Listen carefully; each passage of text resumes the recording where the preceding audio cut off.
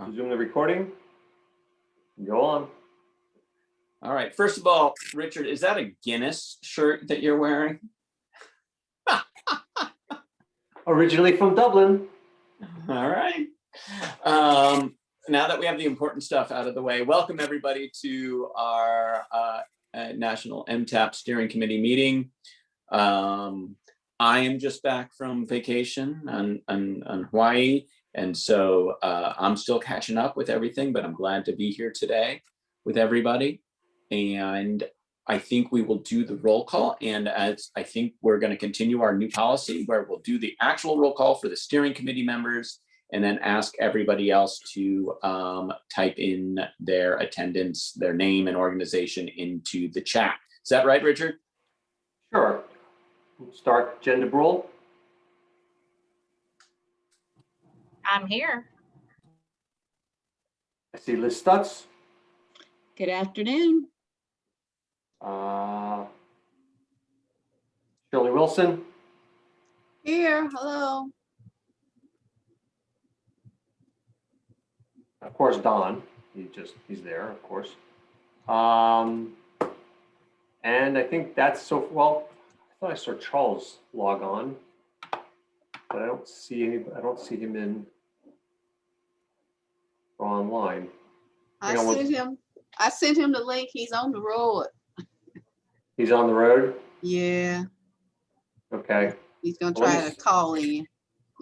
Let me share my screen to make sure everyone first can see the agenda. But so far, this is all we are checked in terms of all the members of the steering committee. Now, for everybody else, please send us a chat and let us know who's online with us. Great. And I think we can let people continue to do that on their own, and we can get into the agenda. Yeah, I just, today's meeting is not going to be a long meeting.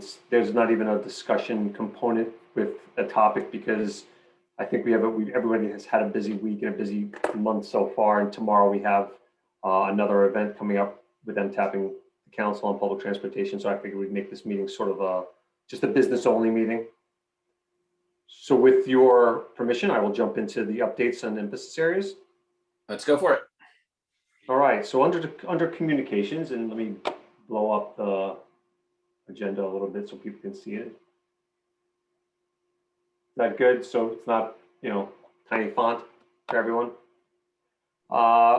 Just a quick on newsletters and alerts, just to talk quickly and update everybody on the newsletter. We have our winter spring network news coming out. It's currently in the publications department when I got the abrupt, seem like we'll get to this when we get to this. So stay tuned.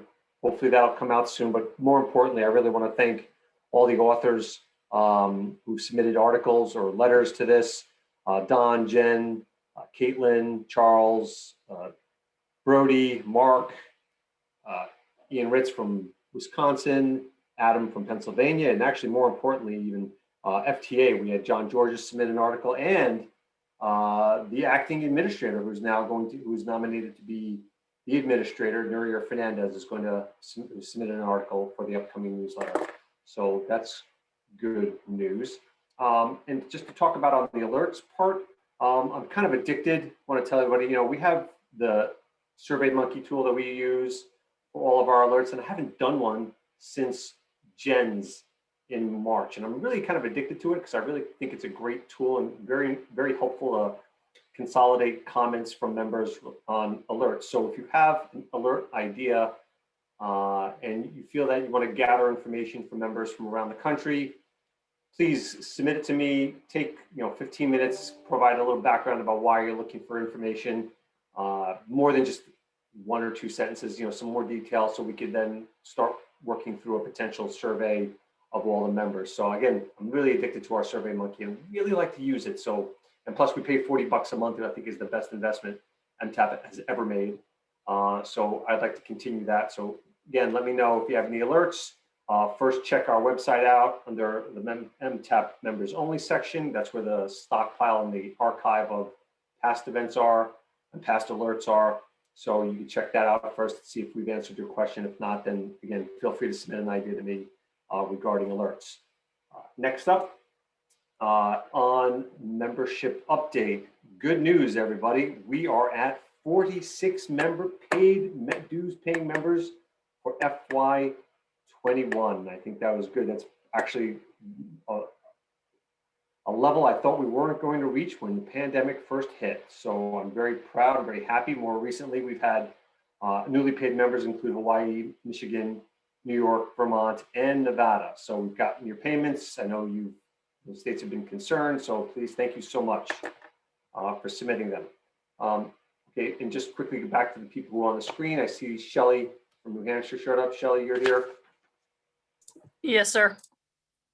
Brody from Colorado. Hi, thank you. And that's all in terms of the steering committee members who just recently checked in.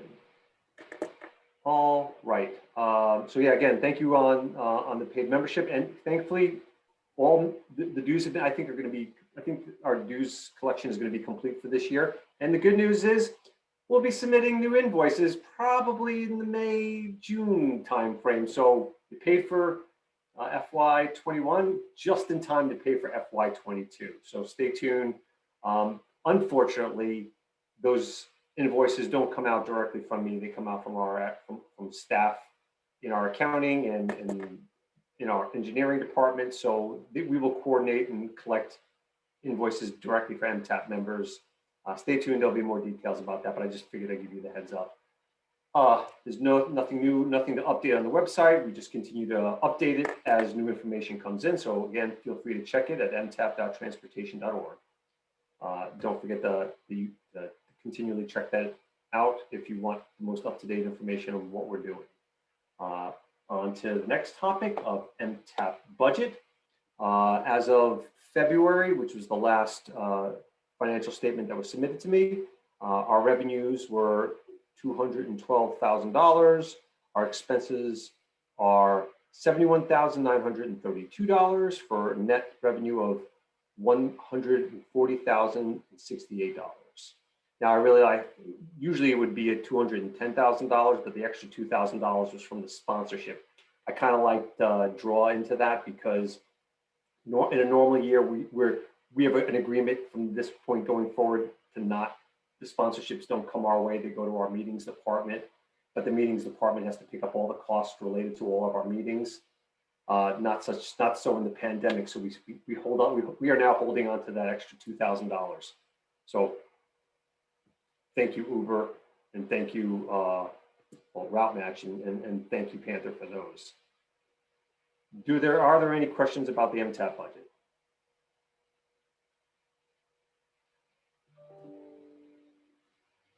All right, seeing none, seeing no hands raised, I'm going to move on to meetings. So, as you know, MTAP, well, the Council on Public Transportation and MTAP are sort of highlighted in a monthly meeting we have with FTA and its leader, Nuria Fernandez. We have Jim Timon, the ASTRO executive director, participates in these leadership calls.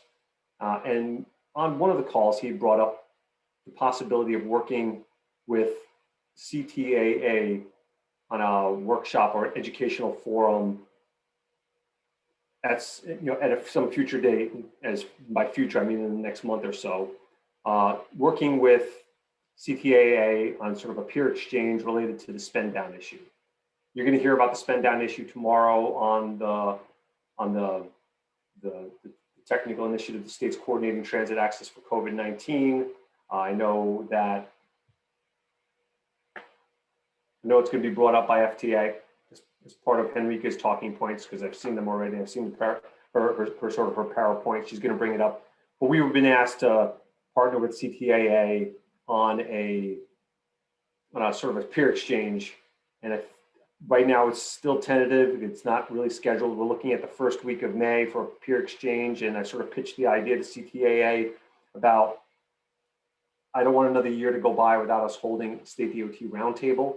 And since we usually coincide with the expo, but the expo is moving to the fall, and we'll probably host our winter meeting during that time, we should do something that is labeled or marketed as a state DOT roundtable. And I think a good title would be State DOT Roundtable with CTAA, since they're going to be joining us on this peer exchange. And we're going to be doing a virtual State DOT Roundtable the first week of May. Stay tuned. I'll send out a save the date once I lock down a date. Normally it'll be about 2 o'clock in the afternoon. Be kind to the people on the West Coast. And Charles Carr will probably moderate. We'll have openings welcoming from both Scott Bogren as well as from Jim Timon. And we'll do a peer exchange. We'll stay tuned, because I might call some of you all. We're gonna recruit about 3 state DOTs and about a few transit agencies all to talk about how they're spending down CARES Act, CRISA, as well as ARPA funds. And it won't be necessarily a presentation based. It'll be more like a Q&A focused peer exchange, and then with opportunities for others to talk on as well. So just wanted to give everybody alert that that's something that we are planning. Next, does anybody have any questions or concerns about that? My apologies, but again, I was sort of set up on a leadership call to have to do this. So if anybody wants to volunteer, please send a chat and let me see, and I'll include you on the peer exchange panel. So sorry, I'm multitasking, everybody. What would the expectation be for people participating on the panel? Just to talk about what's going on in their states? Well, right now, let's just say I haven't been able to fully flesh it out with CTAA. They've been, I think, a little preoccupied. I just heard from Scott this week about the date, and I still have to have a conversation with Chris Zeilinger about it. But I think the idea is that we will have a set of panelists, 3 state DOTs, maybe 2 rural transit agencies, and hopefully maybe even a tribal, and basically come up with a list of, say, 3 to 4 questions, and have tick through it with each participant. Answer 3 questions. We'll pose one, each question at a time, and I don't think we're going to go the presentation route. It'll just be a conversation. So I don't think there'll be any PowerPoint. If people want to put a PowerPoint together, that would be fine. But I don't think it's going to be it will not be a PowerPoint based presentation. It will be just, Q&A for the panelists to deal with. And I think we'll keep it to an hour. So this way, 3 questions times, say, 6 panelists times whatever it is, a minute, 2 minutes to answer each question. I think we will fill a complete hour plus discussion. I don't think we'll have a problem filling an hour of time. Okay. So I'm happy to be one of them, but we'll put something in the chat, and I don't need to be a hog. either. So if other people want to talk, that's okay too. Yeah, and again, I'm looking, I would love to, if you were interested in being one of those panelists, please send me a chat or talk with me offline. I'm happy to get you involved in this process. But again, it's just a matter of now, it complicates matters more when it's good when it's just us, and then it doesn't complicate matters, but now I have to include CPAA. I've got to, coordinate with them and their members as well. So stay tuned. Save the date out will come out soon. But please know it's going to be the first week of May. Hopefully just not on May 6th, because that's my anniversary and my wife will kill me. All right. Any questions about that? Please feel free to chime in. This is an open forum, so there's no turning off the mic if you have a question, or turn on your mic if you have a question.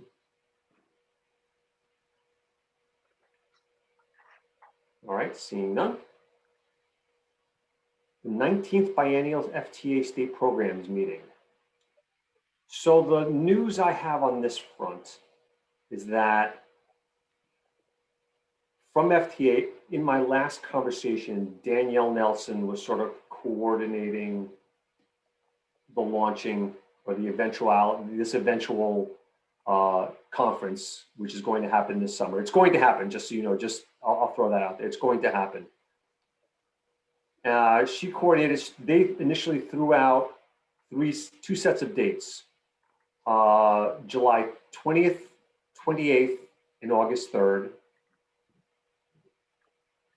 which is their which at the time was their priority. And the second backup was July 22nd, 30th, and August 5th.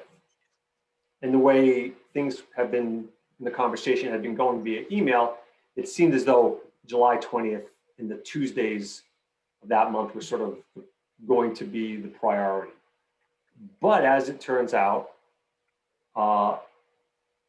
Danielle is now sort of backing off, and Ilan, well, she's stepping down. It's not stepping down. She's stepping out of the coordinating process and turning it back over to Ilan Flippen, who's back from maternity leave. And now I have to have apparently another call with FTA to discuss this further. They might be still good with the July 20th, 28th, and August 3rd, but I don't know how they're going to do it on July 20th, considering TRB is holding its executive committee meeting that day. Jim Timon is preoccupied with it. APTA's Paul Skatelis is on the TRB executive committee. So is Nuria Fernandez. And the reason why I don't know is because usually in that first day, they want to hold that CEO leadership session, that industry leadership session. So I don't know how they're going to do it. So stay tuned. Please know it's going to be the last 2 weeks of July, first week of August. That's what I know so far. It's either going to be all those Tuesdays or the Thursdays. Hey, Richard, I got an email from APTA that said the tentative dates was July 20th through the 22nd.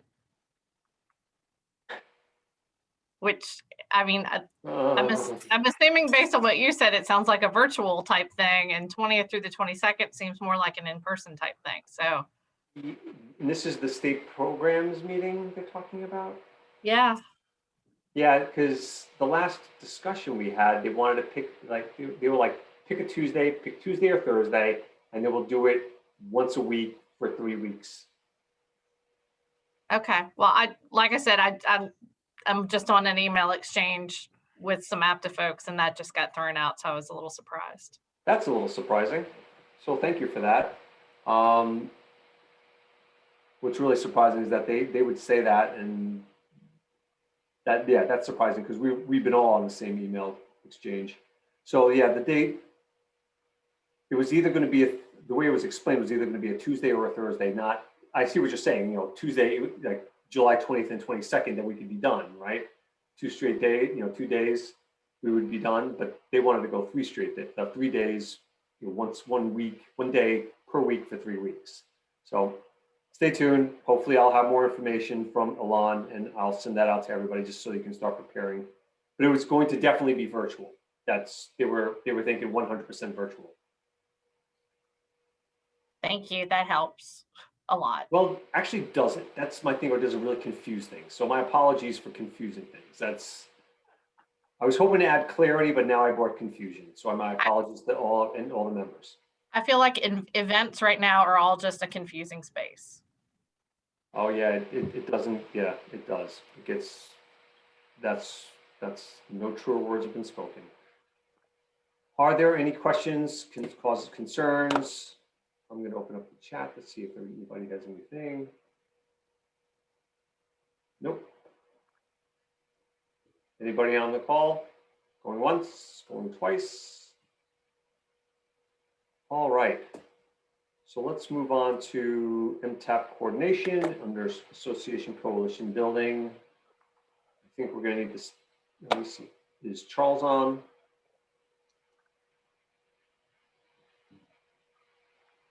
All right. Jen, you have an update on APTA aside from the email related to the state programs meeting? Well, I would just say the APTA Expo and the CTAA Expo have unfortunately been scheduled for the exact same dates. It doesn't sound like anybody is in a place to be able to make a change. So I would say it's going to be a bit of a challenge for those of us that have commitments with both. Yeah, I've talked to a bunch of folks since those dates came out, and it's really unfortunate, but it just seems to be the way things are going to be. The State Affairs Committee is meeting on Friday. The agenda for that call is focused on advocacy and kind of the opportunities for generational change in terms of transit funding that are in front of us with these different legislative packages.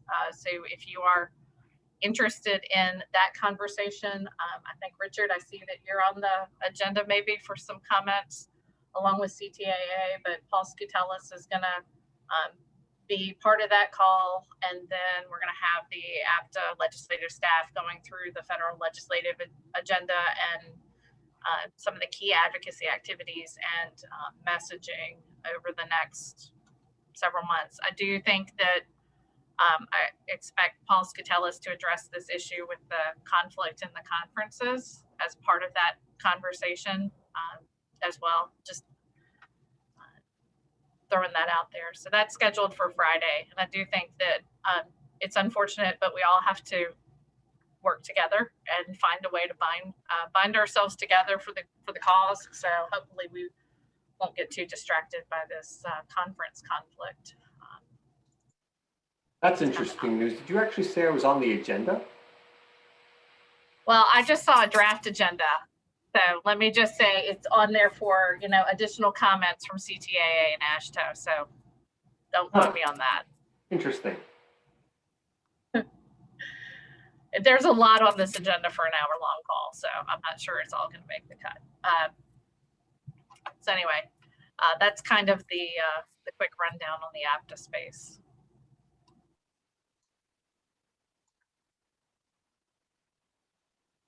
Yeah, I know. I heard that the scheduling conflict that occurred, and I presume the reason why I didn't hear from CTAA for like the past week or so about this peer exchange was because they were slightly preoccupied dealing with the expo and what's going to happen. But just for all the members' considerations, I think we're going to commit to co-locating our winter meeting with the CTA Expo in Richmond.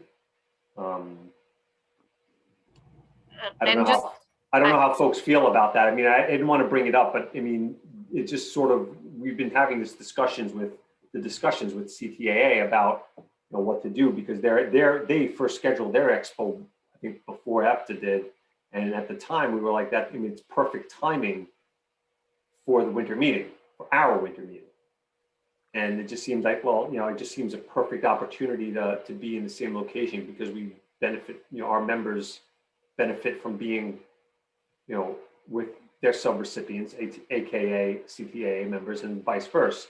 Hey Charles, how are you? Sorry, we skipped over your update. We'll get back to CTAA in a second.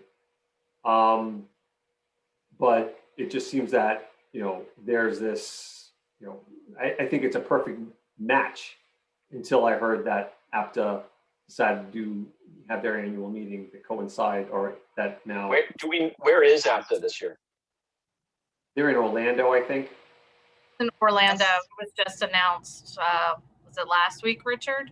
The dates and location change? Last week, week before last, it's been recent. Maybe was last week, but I don't think we have any intention of going to Orlando. No offense, Liz, sorry. None taken, none taken, but it may impact my ability to get to Richmond. Yeah, and I think to Liz's point, I think it's gonna, it's gonna make folks have to choose, and it's really hard for our organization since we're partnering with our local CTAA affiliate and working with CTAA on a conference that's located in our hometown. So it's, yeah, we'll just leave it there. And by the way, the dates that I just gave you have already realized that they gave me bad dates. So your dates are probably right for the FTA meeting, Richard. Well, we'll see. Everything seems to be fluid. Everything seems to be in flux. I don't understand. Again, Alon Flippin has been out on maternity leave, and I didn't even expect her to come back, but she came back, and now she's taking charge of, overseeing the state programs meeting. So we'll see if the dates stay the same or change based on Nuria's availability. And Charles, just so you know, since you're finally on, I talked a little bit about the proposed state DOT roundtable with CTAA. We're looking at the first week of May for that meeting. It's going to be on the spend down issue, and that you would moderate that. So, and we also briefly Jen touched upon the conflict between CTAA's Expo and APTA's annual meeting and Expo. That's really unfortunate. CTA, the leadership at CTA had been in communication with APTA several months before this, and it was clear that those dates were agreed upon. The CTA was going forward, and then suddenly the announcement was made that APTA was having their meeting at the same time. So it's posed some real problems. We're looking at how that's going to impact vendors as well. It's an unfortunate situation, but that, to me, is something that we'll have to look at going forward on how we can overcome these kind of oversights. So I won't get on the soapbox about the whys in the house, because that's not my place. It is unfortunate. It is Yes. Very unfortunate. And I was saying to the group that it's unfortunate that I assume the reason why I haven't gotten much discussion or much headway with CTAA on the peer exchange for May is because they've kind of been preoccupied with this Expo issue, I assume. Partly so, but one of the things, and I'll go back to my update quickly. This past week's, the CTA board had its quote congressional fly-in, virtual fly-in. So everyone was preoccupied with that, getting it done. We had about 40 different virtual meetings or conversations with members of Congress and promoting the legislative priorities or the regulatory priorities they're both that CTA's published. I'm going to get that to you so we can distribute it with everyone, but it's some of the same things that we've all talked about. Safety is one of the things, NTD. There was an interesting piece about the change in the requirement for CDLs for bus size that would have gone down to 8 passenger vehicles, requiring drivers of 8 passenger vehicles that would require CDL. So we're definitely pushing against that. And I think that's one of the messaging pieces that we should develop jointly about our concerns. So I'd like to share that, Don, through you and Richard, the rest of the group, of what the CTA priorities are being going forward.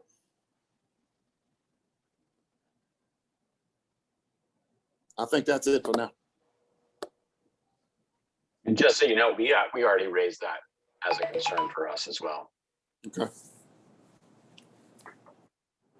Well, I think it's from the ASHTO, the council's perspective. is one of the things that we want to make sure that folks hear from ASHTO's council, as well as the MTAP group, and looking at states chiming in. There are some interesting observations being made. There's some really good opportunities. And one of the things that I looked at is we could still face an influx of a significant amount of money. But one of our conversations that we had at the state level about a month ago with our regional administrator, we were advised that there will be some efforts to, let's say, document and provide oversight on some of the money that has already gone out and going forward that we were not necessarily aware of going forward. You know, we've had this discussion before that Christmas doesn't come but once. Since we got Christmas presents more than once, someone decided, hey, we've got to track this money. We've got to get some reporting done. And it's still in a state of flux. That's for me, Richard. Thanks. All right. Don, do you want to give a quick update on National RTAP? Sure. And I think what I'll do is I just happened to have a long meeting with Robin right before this one. And we discussed a number of things, and that we're looking for some potential, synergy or whatever the right word is between some of the work we do in MTAP and some of the work we do in National RTAP. Robin and some of the folks over at RTAP are really looking at trying to kind of figure out what the next phase is for things like their National Procurement Pro program that many of us use and many of our staff use.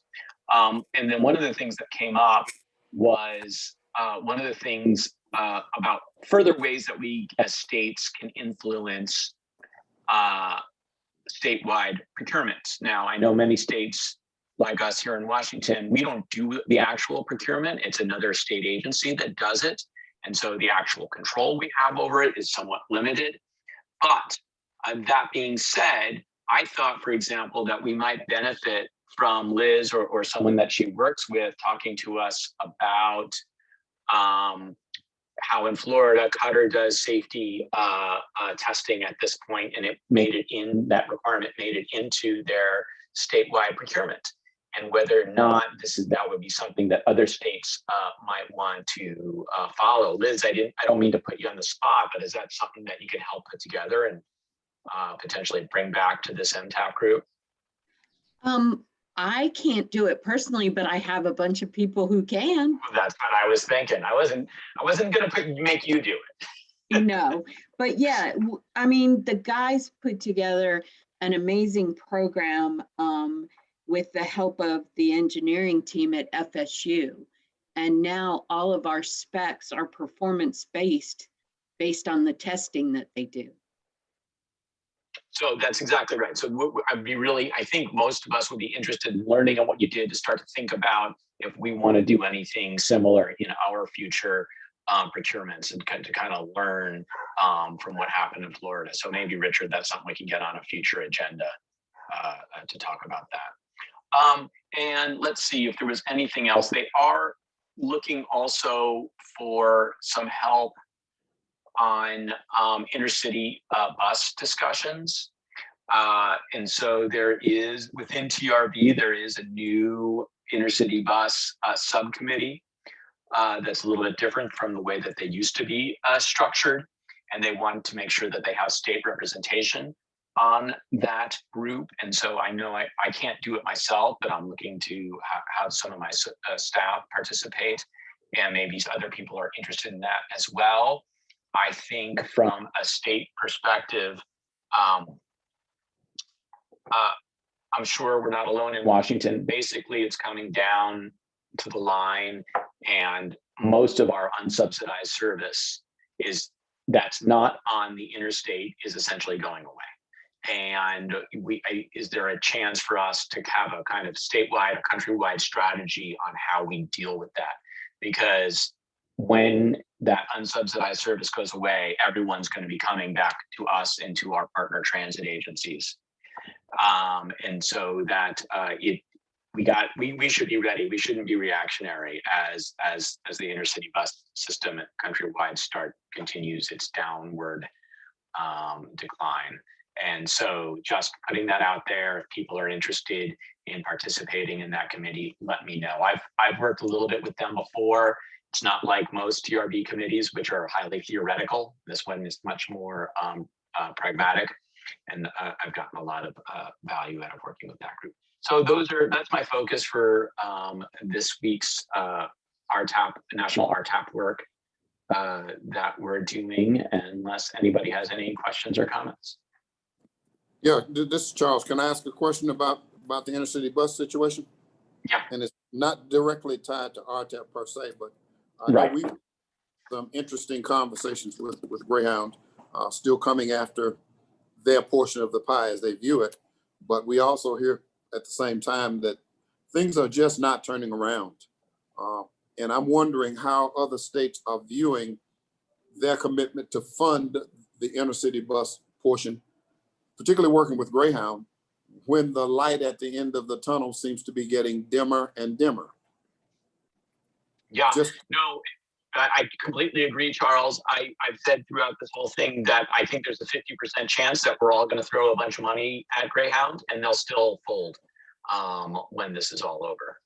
But I don't know what the alternative is either. You know, and of course the Treasury money that was in CRISA hasn't been released yet, so it's unclear about how that's going to impact any of this. But I'm seeing the same exact things that you are. Okay. I was just wondering, because I think that the Greyhound, through its various means, is going to try to get it at Congress and try to do a last ditch salvo. And I don't want us to come out on the negative end. You know, it's not like we were shoveling dirt on Greyhound or the intercity bus network. I'd like for us to come out as being as positive of partners as we can, but realizing, you know, throwing tons of money away when it's all analyzed and looked at. I'd really hate for them to draw the conclusion that, you know, states essentially wasted this money. Mm-hmm. That's just my perspective. Right. Well, I mean, as far as the CRISA and the CARES Act money goes, though, the CARES Act, let's just keep with CARES Act, we were directed to give it to intercity bus. And so whether or not it was a good investment or not, we can kind of hang our hat on that. I know for us, it didn't all go to Greyhound. We also gave it to some of our other intercity bus providers. But I know ours is frankly all gone at this point. We've used it all. And you're right, people are still struggling. It's not clear to me if there is going to be a light at the end of the tunnel. But tying that back to what I brought up just a minute ago, that's kind of what this group wants to start working on is, you know, from a perspective, what is it that we as a national community that thinks about intercity bus, what is it we want the system to do? What do we want it to be like? And how do we respond to these national issues? So.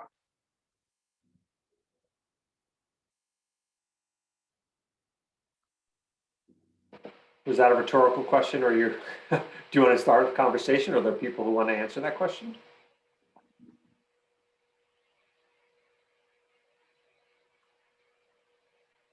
I just meant it as an example of the kind of things that that committee will be working on and discussing. But I would be opening, I hogged the line again, like I usually do when Charles asked his question. So if anybody else has any insights on what's going on with intercity bus, I'd be happy to hear it.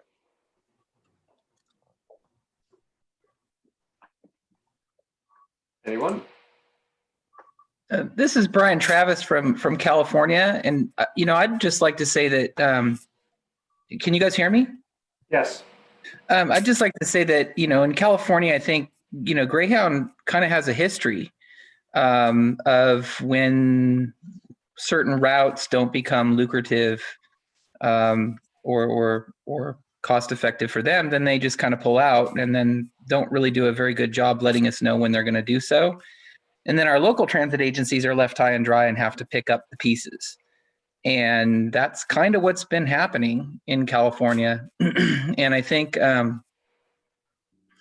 that in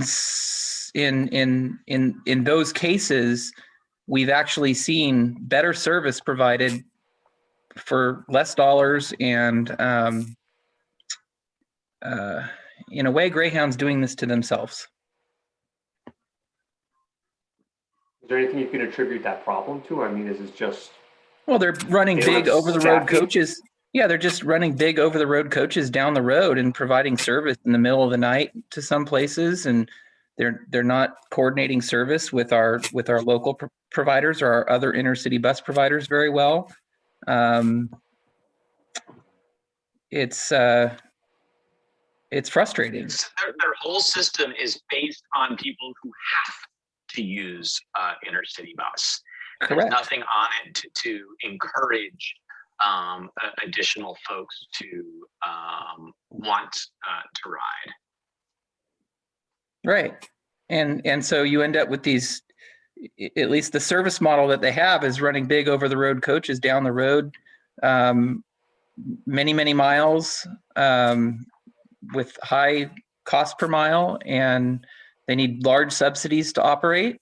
And then when they do pull out because they're not getting the ridership, or it's just not economical for them anymore, local providers come in, coordinate service, provide more trips throughout the corridor, and quite frankly, do a better job. And then we start to see ridership actually go up, which is what we want to see in California, because that reduces VMT and it reduces greenhouse gases.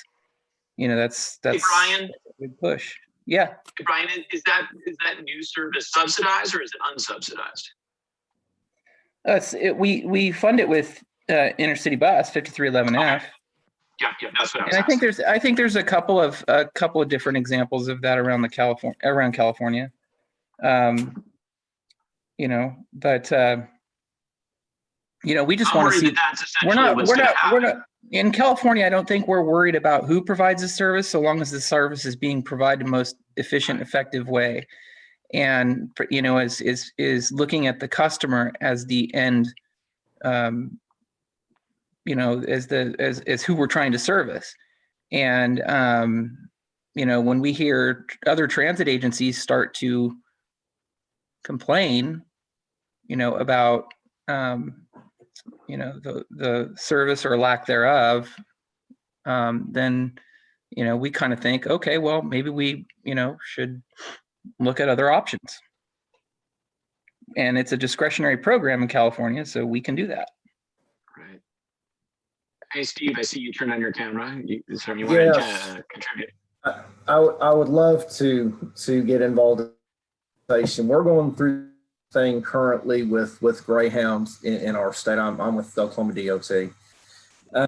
For about 7 years, Greyhounds, Jefferson Lines, and we've got almost a local charter company called Village Travel. They never were subsidized by us through 5311. We the 15% that was held out, we got a governor's letter that said it was being, all intercity was being handled by our 5311 rural providers. And so that 15% went back into the regular apportionments for our 5311 rural people.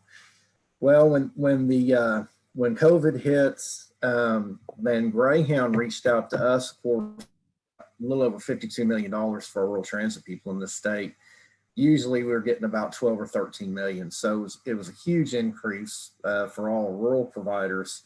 Well, Greyhound somehow got word of this and came to us and said, you were supposed to yearly contact us to find out if we're going to provide intercity, and that is supposed to be set aside for us. So we did that for the 21, and for good reason. Our rural people, they don't agree with it. The issue is, I think some people have said on the call here that Greyhound and Jefferson especially, you know, they've dropped routes in some of our really small cities. I shouldn't say really small. They're fairly large cities in Oklahoma, probably 100,000 population for Oklahoma. That's large. And so they drop those services. Well, then these rural providers are like, you know, what are we supposed to do here? And you know, obviously there's rules with you know, the feeder service and things like that. But so those proportions for the 21 funds, they're apportioned back in the 15% for Greyhound and two other major bus services. But again, they sat idle for years. And maybe that's, you know, I wasn't here when that change was made probably 7-8 years ago, that all that 50% went back into regular apportionments. But you know, their contention was you should have contacted us annually about this. And so, but anyway, so they're players now. So we're having a huge issue in this state with just intercity funding, and our rural agencies being upset with, you know, how can this happen? And these buses are just driving through Oklahoma and they're counting those miles. And so we're involved in a huge issue with that right now with you know, and again, nothing, I'm not trying to disparage Greyhound, but it's just a big issue we're dealing with right now. Right. So it's starting to sound to me like there is need for further discussion in this group about strategizing how we as states address intercity bus needs. So Richard, I don't know if it's an upcoming technical initiative or a topic just within one of our MTAP meetings. I would love that. I would love to find out what other people are doing. We're hearing from some of our rural people and one of our transit agency organizations that in other states that this isn't the way it is, and that Greyhound and all the other bus lines will come together, work out a plan of how much money they actually need at 15%, and try to give a percentage back to the rurals. I don't know if that's possible. So I've read. I don't know if that's possible, and I don't know how. So, I don't know how much on board those three bus lines will be for that anyway, even if that's the case. So I don't know necessarily want to belabor it. I'll just tell you, Steve, that we do use our full 15% for intercity bus, but we tell them how we want it used. And so we say, you know, we have certain lines that we want to make sure are run, and we put those out to bid. And that's how we use our 15%. And so when we essentially don't let the private sector decide how it's going to be used. So that's what we're trying to do. And I'd be happy to talk about it more at a later date. Yeah, this is Brian out in California. I think that's the direction we're leaning towards. We've got a lot of successful services in California that I don't think are going to change. But for the services that seem to have struggled over the years, you know, we do use our 15% 5311F money. It's not enough for California because it's vast and we have lots of rural areas.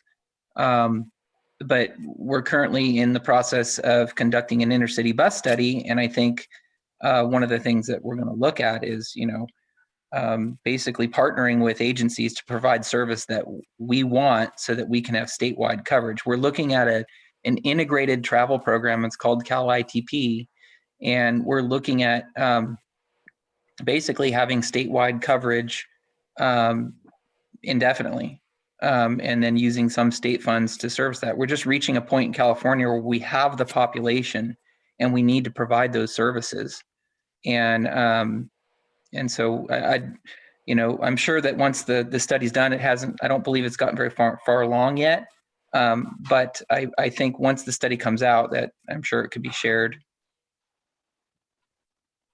That'd be great. Thank you. I know, you know, this wasn't part of these guys, and I appreciate the talk. I'd love to see the study when it comes out, and so I can kind of get some more direction on where we can head with this too. But we're right in the middle of it right now, so we'll see how it turns out. And as it turns out, last year, I think around this time, we did a special meeting just on intercity bus. It was last April. Right. Right And that after had the to do with how we were going to get, how everyone was getting CARES Act money out. You know? Well, right, but no, we did a special phone, right, we did that. But then we had on top, after that, we did just a meeting focused on intercity bus. So I don't think, it's something that, we have a history with, we can do it again. State strategies dealing with intercity buses, it was one of those, I think, that Dave said, please don't publish this, don't put this online, just keep it, let's just keep it among ourselves. So that's why there's nothing online. You won't see anything on our website about that meeting. It was just among ourselves. And then we just now have to decide, do we want to do the same, or do we actually want to invite the intercity bus providers to participate? Ooh. So well, I would say both are possibilities, but I think we as a group need to be strategizing about what our needs are, and that will be easier done without. I don't want to belabor this point because we've got what I thought was going to be a quick meeting. Now it turns out not to be a quick meeting. And I really have to get back to another meeting, and I'll explain why. But is there anybody want to provide another update from, let's talk about FTA. I gave my FTA update related to state programs meeting in this summer. Does anybody, have they had any conversations with their region or with FTA headquarters that they want to enlighten the members about?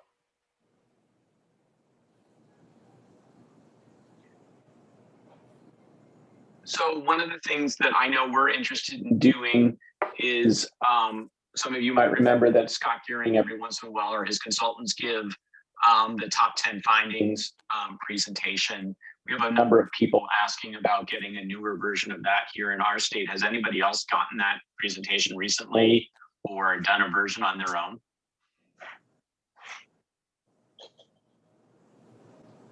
See, I'm hearing radio silence, so I'm assuming not. Well, Didn't they mention Charles. something about that being online? Oh, really? I thought, man, I could be wrong now, but I think there was something being provided online. I'll try to follow up on that and find out. Thanks, Charles. I'd really appreciate it. My one update on FTA is that you should know, for those who are or have, since the pandemic began, have had an SMR virtually, most likely. I'm going to be redistributing. We still have the review the reviewer, as I like to call it, survey in SurveyMonkey that we worked with FTA, Scott Gearing specifically, and his office and his team to develop. And we still want, as those SMRs have been completed, still fresh among the members' minds, I want you to complete that survey. It's still on our website. So I'm going to be reaching out to various members. I got an email from FTA about it and saying, hey, can we just continue that? And just FYI to members, if you've had an SMR, you'll probably get an email from me asking you to complete the survey. It doesn't take that long. I just need it. We just want to keep that process going, that initiative going, just so we can stay in contact with that. So those top 10 findings are, and I can go look for those myself too if they're published anywhere. Anybody else? All right, moving on. Technical initiatives. So everybody should know that you should have received the save the date as well as the registration information regarding tomorrow, April 15th. We're having a forum co-sponsored by Council on Public Transportation and MTAP, states coordinating transit access for COVID-19 vaccinations. This is, again, a monthly topic that AASHTO's executive director has to talk about with FTA's Nuria Fernandez. So it germinated from that conversation to this effort. We'll have Henrika Buchanan giving an update from FTA. We'll hear from 2 states, Minnesota and Ohio, about what they're doing. And then, of course, leave some time for Q&A at the very end. So please, come one, come all. If you haven't registered yet, please register. We just love to know, get a lot of our members involved in this as well. I've reached out to APTA and its members to see if they would be interested. And just again, sign up, please register in advance. Are there any questions about this?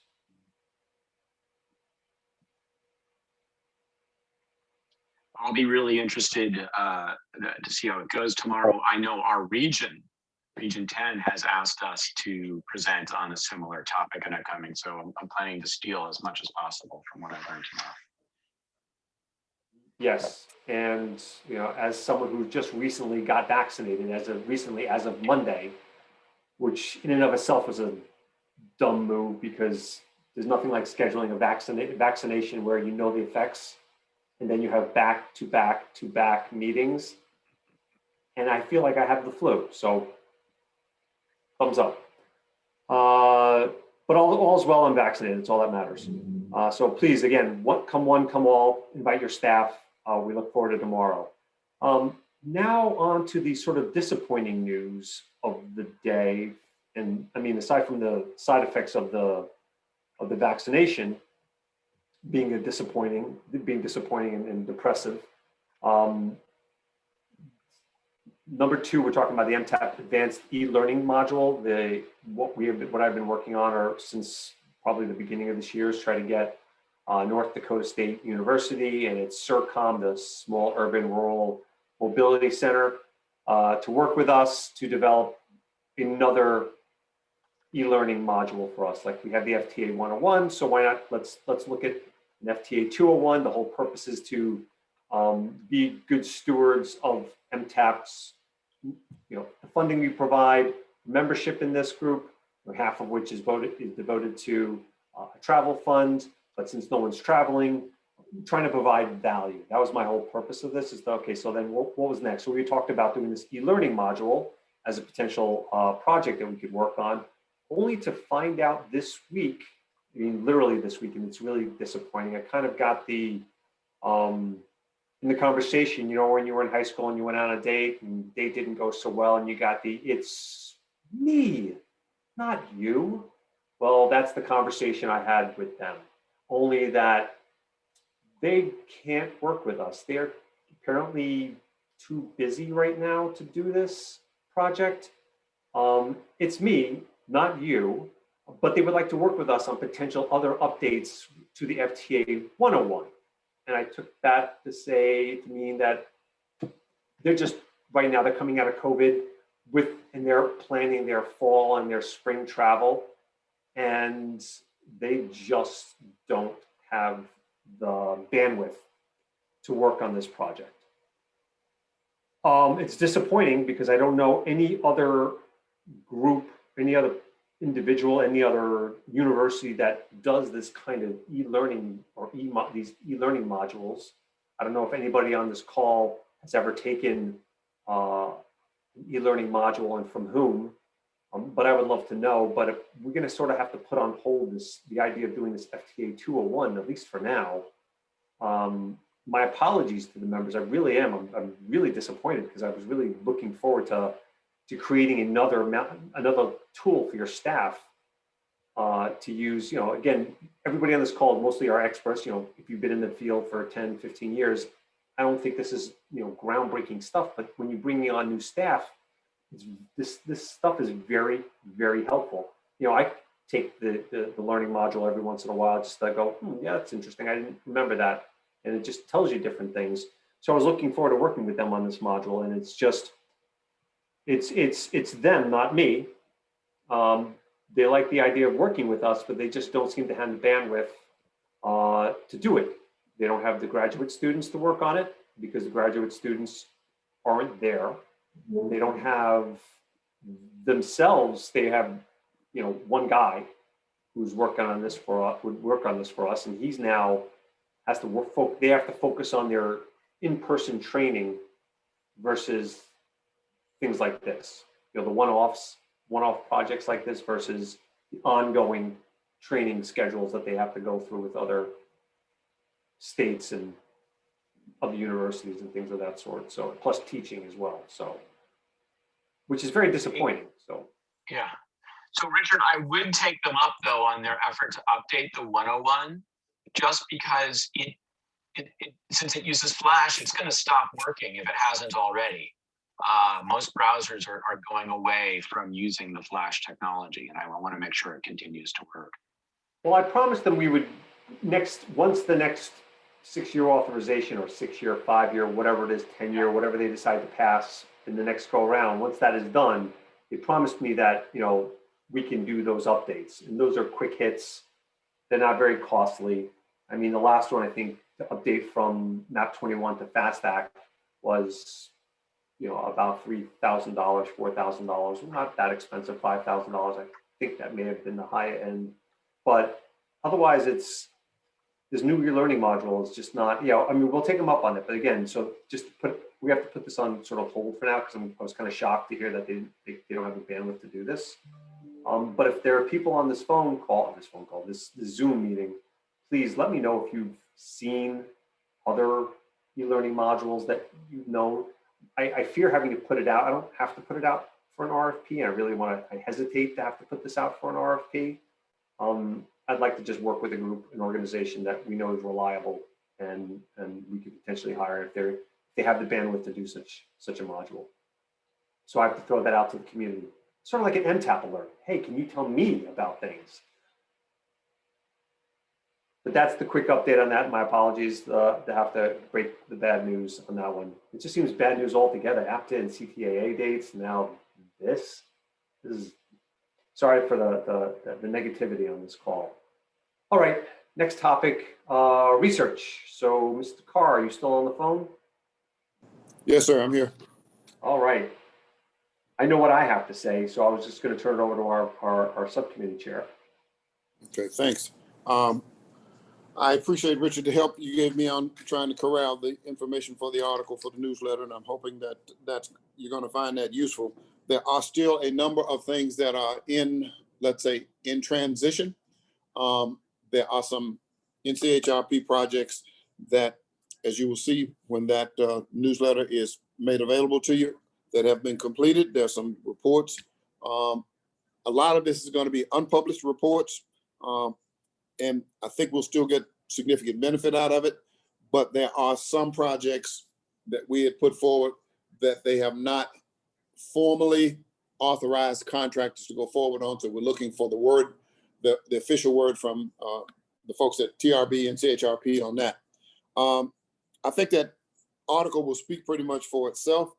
But what I would like to do is just spend a couple of minutes in the article. I would still like to offer for consideration that we go after what's called the NCHRP Project 123 Rural Transportation Issues Roadmap, Research Roadmap, because I believe that we can get some help through a consultant to develop a research strategy going forward with a threshold horizon of about 5 years, that it would not require as much time and effort from the individual states, because that's where we've been successful so far. State members have finessed the ideas, written the research problem statements. Richard has spent a lot of time polishing those for us and back and forth with telephone calls. And overall, we've been reasonably successful. But I think going into the future, having that research roadmap would make things a lot more efficient for us from the perspective of prioritizing where we would like to see our efforts going into the future. Now, I know that we had our discussion previously about intercity bus, and perhaps research on intercity bus is too far behind the curve at this point. If nothing else, perhaps we can benefit from something like a research, a quick strike research.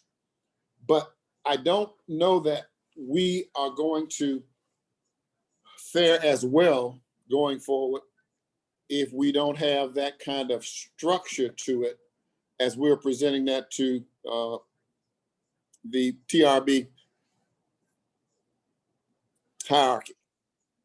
I'd like for you to consider that it is reasonably used for a number of other committees, has a good track record, and I think we could invest $250,000 to $500,000 into that kind of project being led by a group of us or the steering committee to help develop that roadmap going forward. There's pretty decent write-up on what that research roadmap requirements are in the newsletter, and you can always read that, and maybe in a subsequent call over the next month or two, we can have some serious discussion on where we want to go with that. That's it for me, Richard. Great, thank you. And everyone should know that I'm hopeful we can end this call soon because I've got to get back. Speaking of NCHRP, the AASHTO Research and Innovation Committee is holding its annual meeting, funding all of the FY22 NCHRP projects. The proposals that were submitted for FY22. I think we're lining up good this year. We've got really good research proposals in, and I think they ranked pretty well. So I think we're in like the top, all of our proposals are sort of in the top 60 in terms of the overall ranking by the R&I committee. So that's good. It's better than being 70, 80, or in the 90s where then you really have to struggle. So all of our top priorities are sort of in that threshold. So if they get through them, we might be lucky and get 3 research proposals funded this year. You know, keep your fingers crossed. I'll get back to that meeting.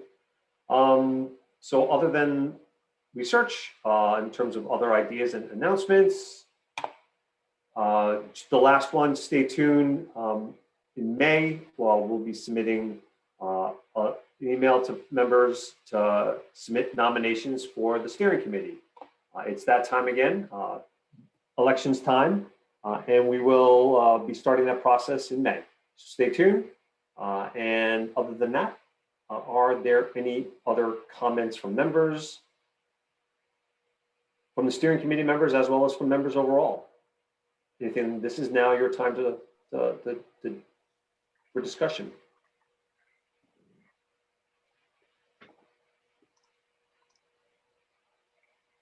Don, I see you have your mic off. No, I just came to participate. All right. Well, then that's all I have to say. All right. Thank you very much. I hope to see most of you at the intensive tomorrow. I know, like I said before, really looking forward to finding out what's going on in other states, especially because here in Washington, we are very decentralized when it comes to vaccine distribution. And with that, everybody have a good day. See you, everybody. Thank you. Thanks, everybody. Take care.